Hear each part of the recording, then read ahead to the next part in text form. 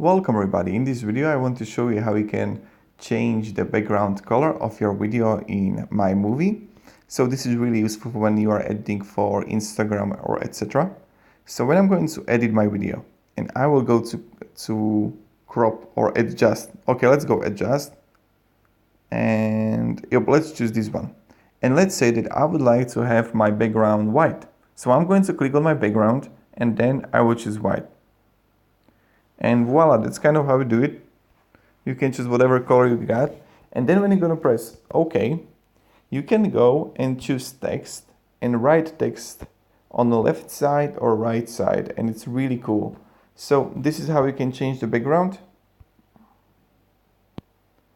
You can also, I don't know, use the normal style.